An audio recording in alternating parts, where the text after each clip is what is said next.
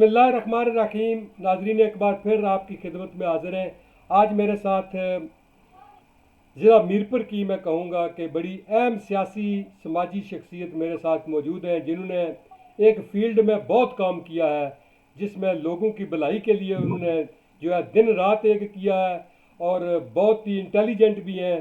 मेरी मुराद जनाब मोहम्मद आरिफ चौधरी साहब, साबिक उम्मीदवार LA2, और जो साबिक सदर भी हैं एंटी मुतासरीन मंगला डैम कमेटी के भी, जिन्होंने बड़ी मुतहर्रिक जो है जब ये डैम बना और बड़ा मुतहर्रिक रोल अदा किया, और लोगों को मुआवजा जात की अदायगी और जो जगहों के मसाइल थे उस हवाले से इन्होंने बड़ी जदोजहद की है। इनकी बहुत ही ज़्यादा जदोजहद है। और आज का जो हमारा ये प्रोग्राम है, बातें तो इनसे माशाल्लाह जिस भी फील्ड में करें, ये हर शोबा में जो है वो माशाल्लाह बड़ी दस्तरस रखते हैं। लेकिन आज सिर्फ हमारा जो मौजू है वो जो एक मुतासरीन मंगला डैम के कुछ इशू और बिलखसूस चक रियाम ब्रिज है। इसके अलावा हमने आज इनसे बातें करनी थी, कोई बल्दियाती इलेक्शन के हवाले से भी करनी थी, कोई यासीन मलिक साहब के हवाले से भी करनी थी। किसी दिन फिर हम इनसे प्रोग्राम करेंगे।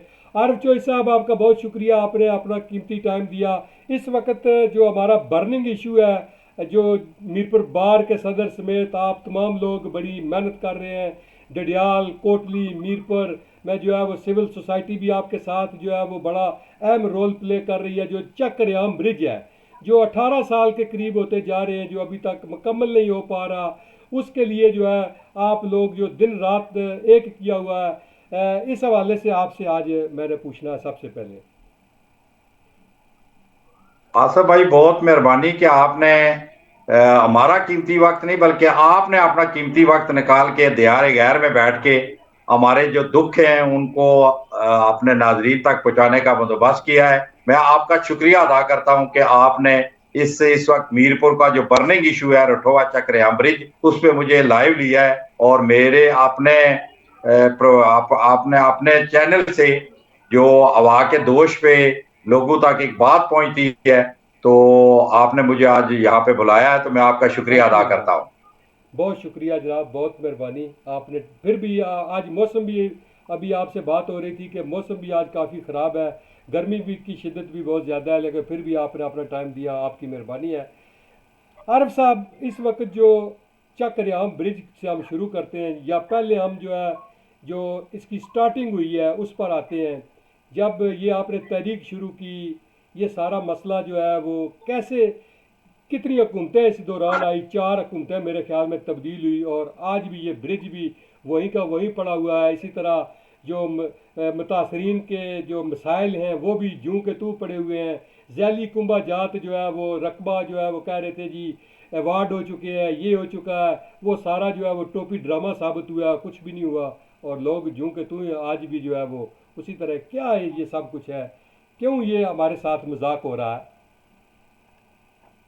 बेशक। आसिफ भाई, सबसे पहले तो मैं जो बर्निंग इशू है, जो इस वक्त हमने एक तहरीक शुरू की है, रठोवा चक रियाम ब्रिज तकमील की, जी तो जी जी, बिल्कुल। ये इस पे थोड़ा सा पस मंजर में बयान कर दूं ताकि आपके नाजरीन तक इसकी ओरिजिनल पोजीशन पहुंच जाए कि ये क्यों नहीं मुकम्मल हुआ। क्वेश्चन जी नंबर 1 है, ये क्यों नहीं मुकम्मल हुआ। और दूसरा क्वेश्चन होगा, या उसका आंसर मैं करूंगा कि इसको आप कि कैसे मुकम्मल किया जा कैसे सकता है। मुकम्मल ये किया क्यों जाएगा, मुकम्मल बिल्कुल। नहीं हुआ, तो इसी वजह से हमने बहुत दफा इस पे अटेम्प्ट की कि इसको मुकम्मल करवाया जाए, बदकिस्मती से हम मुकम्मल नहीं करवा सके।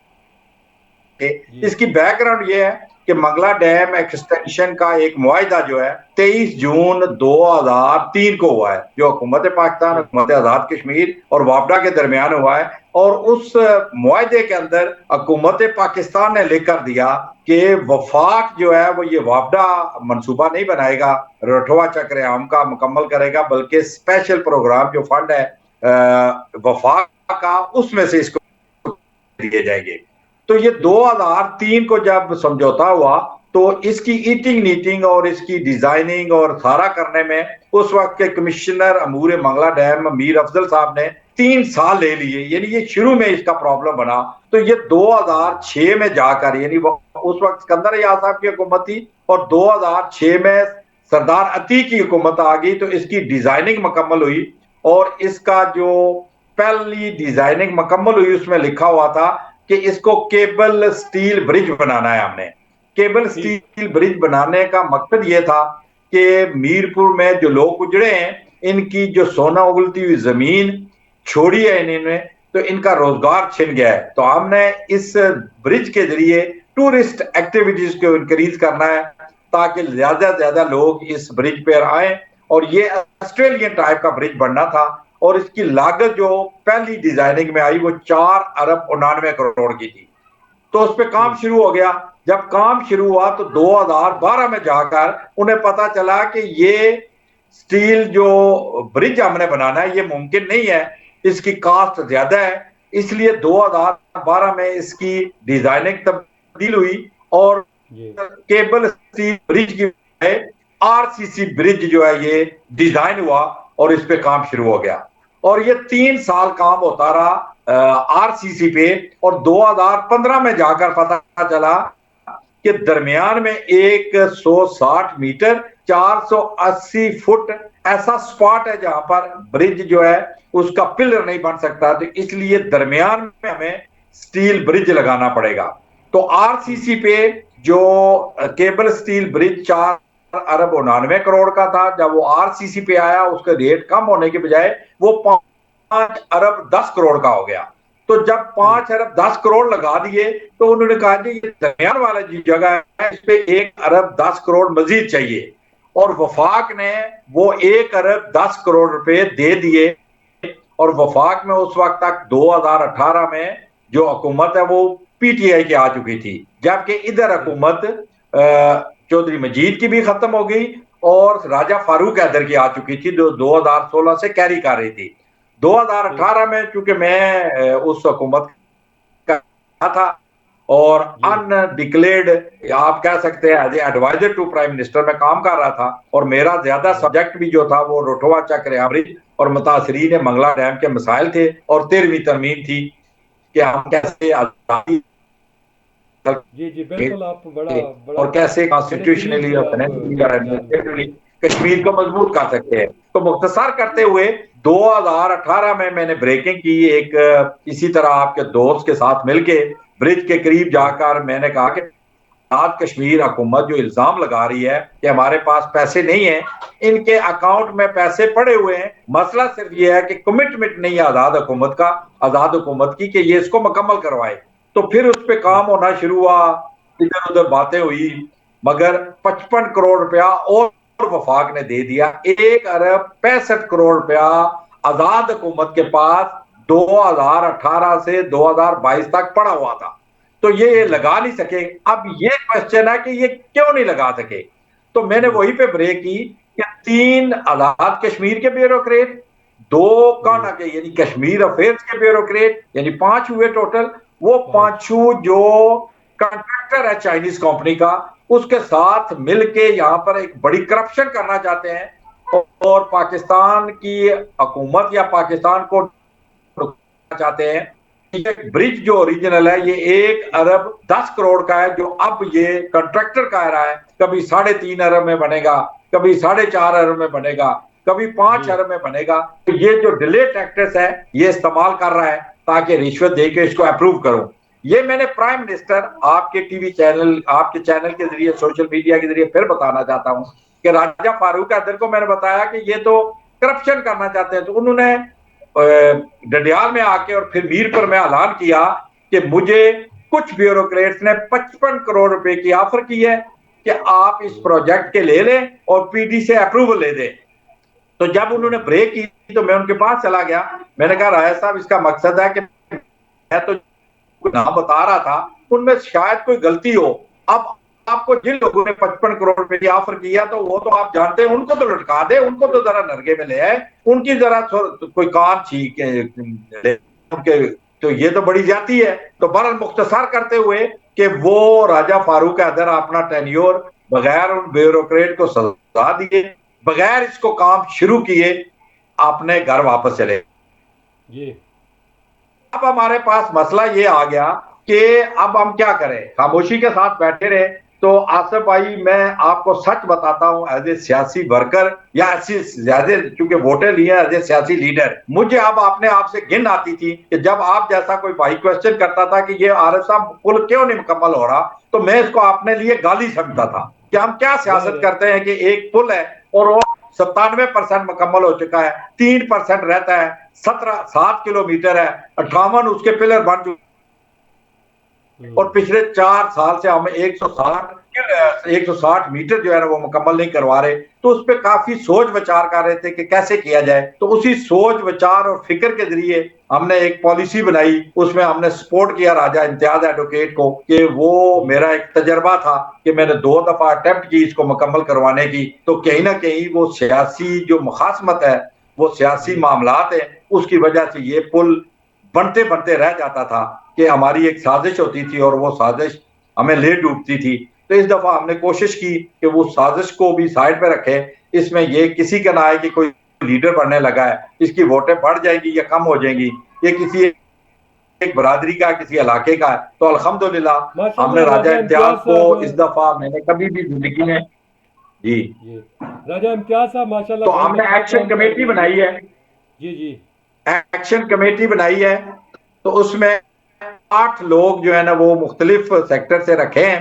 तो राजा जी इम्तियाज एडवोकेट की शक्ल में उसकी सुपरविजन में बार एसोसिएशन मीरपुर और बार एसोसिएशन डडियाल के जो सदूर हैं उनके नीचे हमने काम करना शुरू किया है। तो वो आपको अंदाजा है, आपके नाजरीन को भी अंदाजा है कि वो हमने 24 तारीख को पहली मीटिंग की और फिर 28 तारीख को मीटर में मीटिंग की। तो उसमें हमने कमेटी की बनाई और इसके बाद 4 जून को पहली प्रेस कॉन्फ्रेंस डडियाल में की, जो सैकड़ों की तादाद में लोग आए। अला प्रेस कॉन्फ्रेंस में इस तरह की पोजीशन नहीं बनती। और कल हम कोटली बार एसोसिएशन में गए हैं और उसमें जी आउटस्टैंडिंग माइंड ब्लोइंग लोग भी आए और उसमें जो लीडर साहिबान आए, 10-10, 15 हजार वोटें थी उनके पीछे। तो उन सब ने मुतफिका तौर पे कहा कि हम अब इसका तहरीक का हिस्सा बनेंगे। ये मीरपुरियों की नहीं है बल्कि मीरपुर डिवीजन की और पुंछ डिवीजन की ये तहरीक है। इससे 30-35 किलोमीटर सफर कम होता है। इस महंगाई के जमाने में हमारा पेट्रोल कम खर्च होगा, हम जल्दी पहुंच जाएंगे,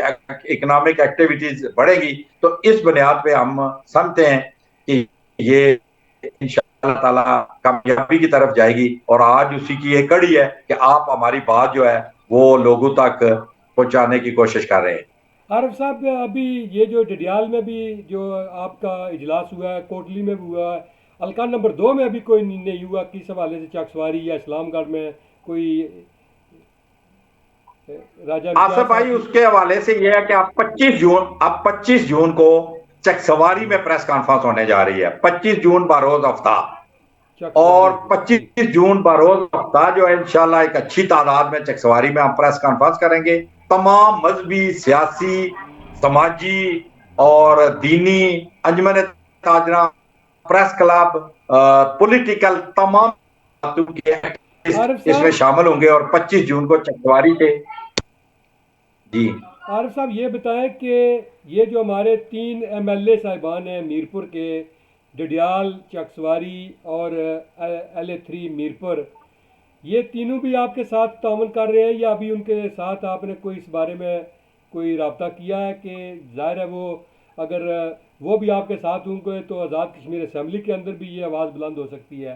क्या उस हवाले से भी कोई उनसे आसफ भाई बातचीत बड़ा हुई है? जबरदस्त क्वेश्चन है। अभी तक ना तो हमने उनसे राब्ता किया ना उनने हमसे राब्ता किया है। हमारा जी बेसिकली ये तय हो गया है कि 25 जून को हम ऐलान करेंगे। जो चकसवारी में अच्छा। प्रेस कॉन्फ्रेंस होने जा रही है, हमारे जो जी इस वक्त चेयरमैन है इस कमेटी के राजा इम्तियाज एडवोकेट, वो अनाउंस करेंगे कि हमने जो एमएलए हैं उनके साथ कैसे उनको अप्रोच भी करनी ऑन है। बोर्ड लाना और चाहिए, आजाद उनको कश्मीर भी की ऑन बोर्ड तमाम लाना चाहिए। असम्बली चाहे हुकूमत में चाहे अपोजिशन में है, उनके साथ कैसे हमने इंगेज करना है ताकि वो हमारी इस तहरीक का हिस्सा बने और हमें सपोर्ट करें और उसको मुकम्मल करवाएं। क्या समझते हैं कि आप बड़े पुराने सियासी ज़माना तालिब इल्मी से सियासत में हैं, क्या समझते हैं कि राजा इम्तियाज़ साहब की क़यादत में जिस तरह आपने एक नए जोश के साथ इस तहरीक को शुरू किया है, ऐसा ना हो कि क्या कोई कोई रास्ते से कोई ट्रिप होने का ख़तरा तो नहीं है इस तहरीक को? राजा इम्तियाज और मैं ना पिछले तीस जिस तरह पैंतीस सबका दौर में होता रहा है। बिल्कुल आपके बड़े खदशात दुरुस्त हैं, और मैं इस पे अल्लाह पे तवक्कल करते हुए, क्योंकि तवक्कल ही करना पड़ता है। क्योंकि राजा राजा इम्तियाज इम्तियाज साहब में यह माशाल्लाह बड़े खासियत या मुतहर्रिक हैं, बड़े एक्टिव हैं। राजा इम्तियाज में बड़ी खसूसियत है, जी जी, खसूसियात बिल्कुल, कोई हैं, कोई शक नहीं इसमें। वो तहरीकों का हिस्सा है।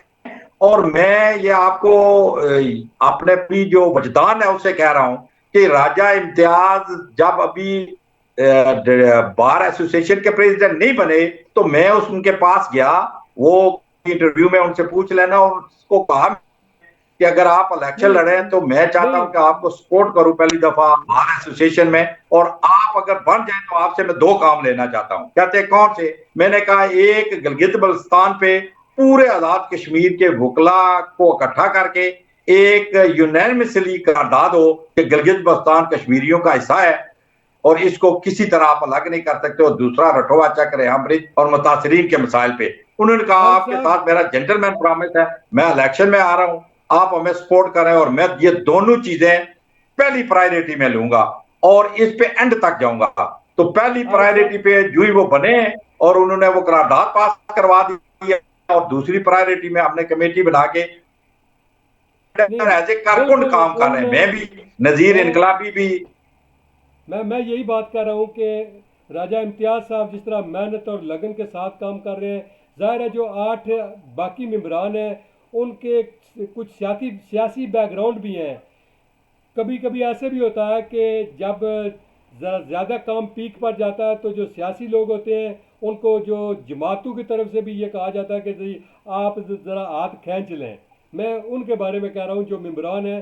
जाहिर है राजा इम्तियाज साहब तो बिल्कुल अच्छे तरीके से काम कर रहे हैं। जो सियासी इन्फ्लुएंस मैं कह रहा हूँ कि इसमें दाखिल होने का कितना अंदेशा है इस तहरीक में, जो बाकी मेंबरान माइनस हैं कर उस दिया हवाले है। से।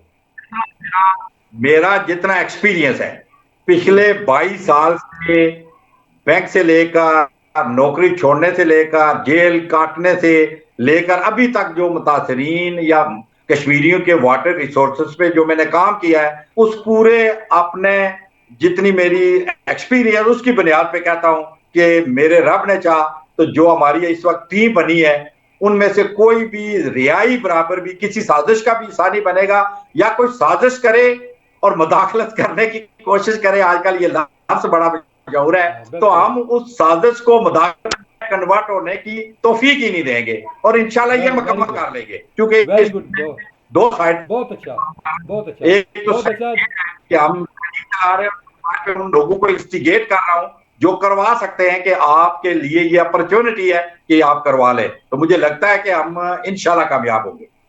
बहुत अच्छा, अल्लाह करे कि अल्लाह कामयाबी दे आपको। हमारी दुआएं, तारकीन वतन की दुआएं, मेरी दुआएं आपके साथ हैं।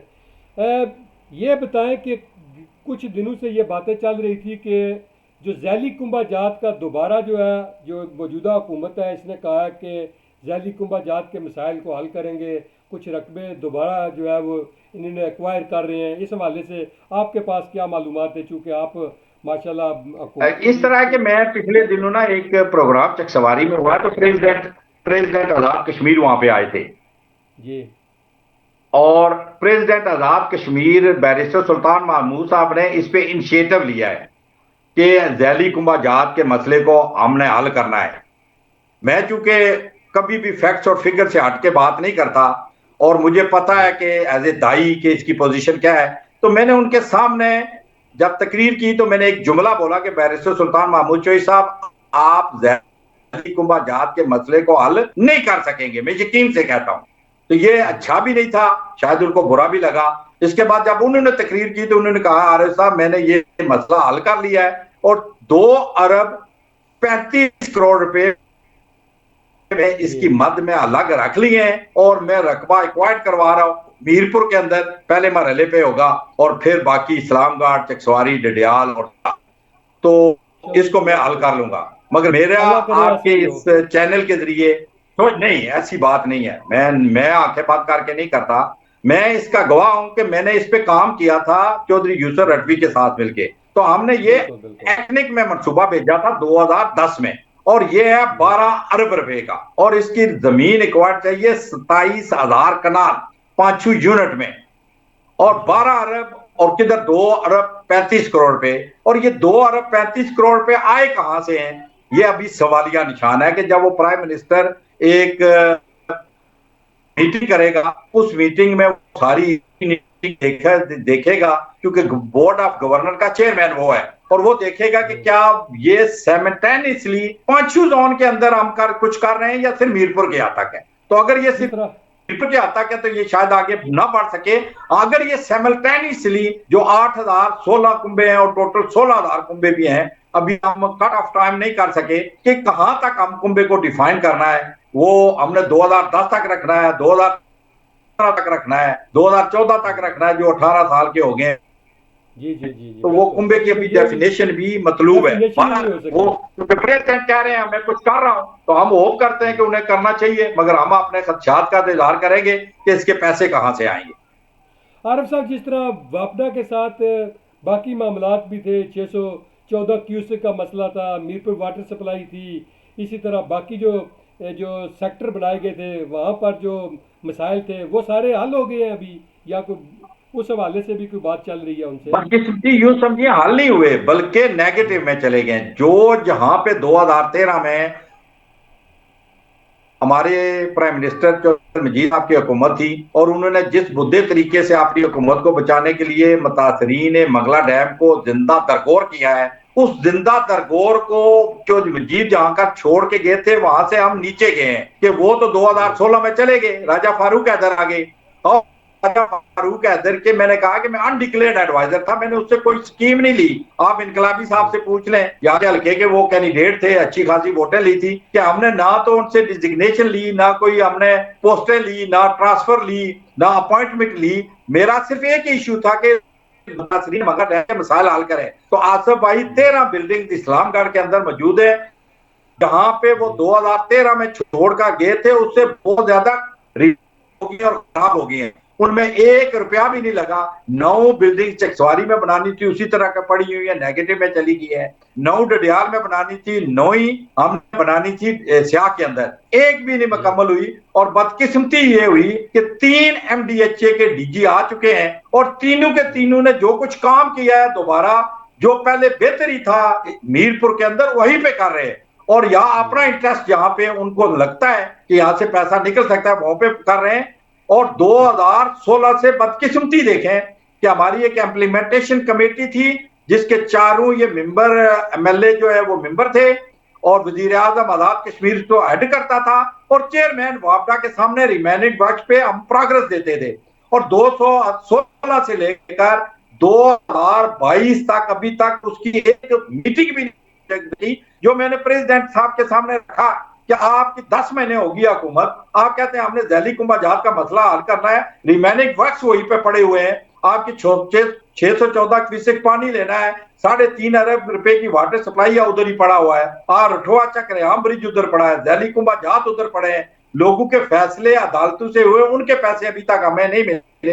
तो हम आपसे क्या तवक्को करें कि आपकी जो मीटिंग ही नहीं हो रही रिमेनिंग वर्क्स की वापडा के चेयरमैन के साथ, तो उसको आगे कैसे बढ़ाएंगे? तो मेरी जो जितनी मालूमात है, जितना मैं जानता हूं, जितना तगदो करता हूं, उनमें हम नेगेटिव हैं। 2013 पे जहां पर थे उसमें हम माइनस हैं। हम एक रियाई बराबर एक भी नहीं लगा सके। तीनों MDHA के DG आए हैं, उनके जाती इंटरेस्ट, मैं आपके सामने कहता हूं कि वो उनके जाती इंटरेस्ट जिधर है उधर उन्होंने काम किया। और मीर पर पिछले जो DG आए हैं उन्होंने जाके डडियाल में कुछ कर दिया कि वो उन्होंने वहां बनाने के लिए वो वहां पर। ये हमारी बदकिस्मती है कि ये जो करप्शन की लत है ये हमको, जो ब्यूरोक्रेट है, सियासतदान है, मुलाजमीन है, सबको लग चुकी है। हम आगे ही बढ़ रहे हैं, ये नहीं सोचते कि कल हमने एक बड़ी अदालत भी है वहां भी जवाबदेह होना है। ये हम कोई भी नहीं सोच रहा, उस अदालत का सोचते ही नहीं। आदम भाई अनाउंस किया है, मैं अभी नहीं बोल रहा, आपके आज के प्रोग्राम के जरिए मैं फिर कहता हूं कि वो 17 करोड़ का वहां पे पार्क बना रहे हैं मीरपुर में। आप मुझे बताएं कि 17 करोड़ कहीं ना कहीं से आए हैं ना? अगर आए हैं तो पहले remaining works why not completed into the towns? कि 4 टाउन आके पास उधर लगाए ना, स्कूल है, डिस्पेंसरी है, कब्रिस्तान है, उनको पहले मुकम्मल करें। तो इसके बाद आप एक जो बेसिक जरूरियात है वो पूरी करें। मीर चकसवारी, डडियाल और इस्लामगढ़ और सियाख वाले नहीं उजड़े। तो ये बिल्कुल बातें तल्ख हैं, ये तल्ख सारे बात है। इसने कहीं ना कहीं निकला है। बिल्कुल तो बिल्कुल इसमें निकालें। नहीं, अपने हकूक के लिए लड़ना जो है इनको ये वो सबसे जो बड़ा जिहाद है। नहीं, वो तो मैं तो मुझे तो कोई लेना देना नहीं है ना। आसिफ बिल्कुल। भाई नौकरी छोड़ के निकला हूं, जिस लोगों तरह के लिए डडियाल निकला हूं, वालों ने लोगों के कुर्बानी लिए दी नहीं है, निकला, अपने माँ उसी और तरह बाप की कब्रों इस्लामगढ़ के लिए वालों ने, निकला उसी हूं। तरह मीरपुर जेल वालों ने। काटी है, खून गिरा है, तो ये नहीं हो सकता कि ये हमारा सौदा इसी तरह करते रहे। बस बस आप जैसे लोग अगर इस सियासत में मौजूद रहे तो इंशाल्लाह कुछ भी नहीं होगा। हमारे लोगों का तहफ़्फ़ुज़ होता रहेगा। हमारी दुआ है कि अल्लाह ताला आपको इंशाल्लाह, सेहत दे। इंशाल्लाह। आप जैसे लोग जो है वो हमारा सरमाया है। अच्छा आरिफ साहब, आखिरी सवाल ये पूछना था कि ये जो आपकी तहरीक है इसमें क्या ओवरसीज़ से भी कुछ लोग शामिल कर रहे हैं जो मुतासरीन हैं? आसिफ भाई, 25 तारीख को जो हम ऐलान करने जा रहे हैं ना, जी जी। इसका एक अगला स्टेप होगा। और जब हम इस्लामगढ़ प्रेस कॉन्फ्रेंस करेंगे तो ओवरसीज कश्मीरियों के लिए हम नेटवर्किंग कर चुके होंगे कि उनको इस तरीका कैसे हिस्सा बनाना है। बिल्कुल ठीक है। बिल्कुल ठीक जनाब आरिफ साहब, माशाल्लाह आपने बहुत अच्छी बातें की हैं। मैं इंशाल्लाह बहुत जल्द आपसे कुछ बलदियाती इलेक्शन और यासीन मलिक साहब के हवाले से भी प्रोग्राम जो है वो करूँगा। आज चूँकि हमारा ये मौजू नहीं था इसलिए मैंने सोचा कि जो है वो इसको रहने दें। नाजरीन, अगर कोई आपकी तरफ से कोई मैसेज हो तो प्लीज़ अगर कोई कन्वे करना चाहें तो। आसिफ भाई, एक एक बात जो आपने की है ना कि मैं अगला प्रोग्राम करना चाहता हूँ यासीन मलिक पे या तहरीक आज़ादी, असल मेरा जी जी। सब्जेक्ट वो है। क्योंकि हम जिस मैंने ये वतन में देखा। रहते हैं गुलाम है, हमारी कौम गुलाम है और हमारे साथ वो अशर किया जा रहा है शायद दुनिया के किसी कोने खुदरे में नहीं है। तो उसके सही लिए बात आप है। अगर जल्दी करेंगे तो जल्दी बहुत इंशाल्लाह, खुशी होगी जल्दी कि जल्दी मैं उस जल्दी पे इंशाल्लाह, अपनी बहुत इनपुट जल्दी दे सकूं कि हमारी वक्त पोजीशन क्या है। और दूसरा, आप इंशाल्लाह। पैगाम के बारे में कहते हैं, सुल्तान ओवरसीज कश्मीरीज बैठे हैं या इधर जो भी मीरपुर में डरियाल में जो भी सुन रहा है इस वक्त, रठोआ चक्र है हम ब्रिज के हवाले से, मैं आपको यकीन दिलाता हूं कि हम पूरी ताकत से उठे हैं और राजा इम्तियाज की सरबराही में इंशाल्लाह ताला इस पुल को कहीं ना कहीं किसी न किसी शक्ल में इस दफा अपने इंजाम को पहुंचाएंगे इंशाल्लाह ताला। बहुत शुक्रिया आरिफ साहब। नाजरीन, आपने आरिफ चौधरी साहब की बातें सुनी। हमारा प्रोग्राम देखते रहिए और शेयर करते रहिए और अपने कमेंट से भी हमें आगाह किया करें कि अगर कोई मज़ीद आप चाहते हैं कि ये बात शामिल की जाए तो हमें ज़रूर कहा करें। इंशाल्लाह नए प्रोग्राम के साथ बहुत जल्द आपसे मुलाकात होगी। अल्लाह हाफिज़।